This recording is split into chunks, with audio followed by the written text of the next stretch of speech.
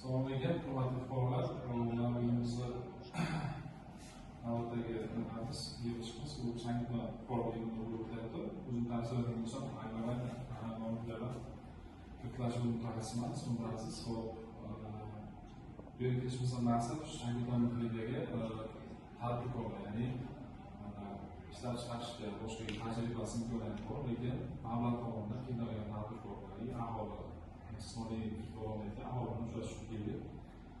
Biz endi o'zimiz bankda mavjud tartib tanishtiradigan bo'lsak, biz asosan misol uchun yuridik mijozlarga 1912 qaror asosida kirit ajratamiz.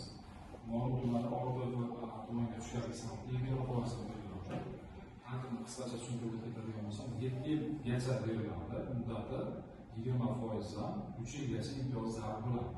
O'zini yo'nalishi aytiladi. Misol uchun kimdir yog'och ishlab qayta ishlab chiqarsa, misol uchun hammasi yog'och ishlab chiqarish yoki savdo do'konlar uchun aylanalar uchun 18 oyga beramiz.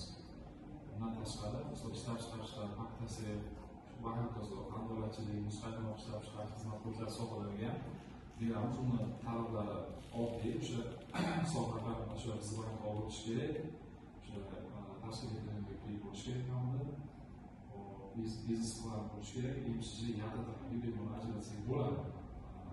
Kesib agar kimdagi takliflar bo'lsa, guvohnoma tekshirishdan olib kelsangiz, so'zlarni IMSJda bo'lsa, tekshirib ko'ramiz. Endi jismoniy kredit haqida ma'lumot beradigan bo'lsam, eng hozirgi talab kuchli bo'layotgan mahalla loyihasining dasturimizda 50 million so'mgacha kredit ajratamiz.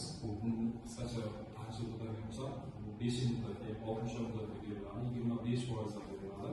2 yil bilan 24 oy imtiyozi ta'rifini ajratadi. Foiz stavkasi 25%. Buni kimlarga berishimiz mumkin? Hech qanday ishlamaydigan ishsiz fuqarolarga sug'urta yoki kafillik asosida, uchinchi shaxs kafillik asosida ajratamiz. Bunga ketadigan hujjatlar ham juda ko'p emas.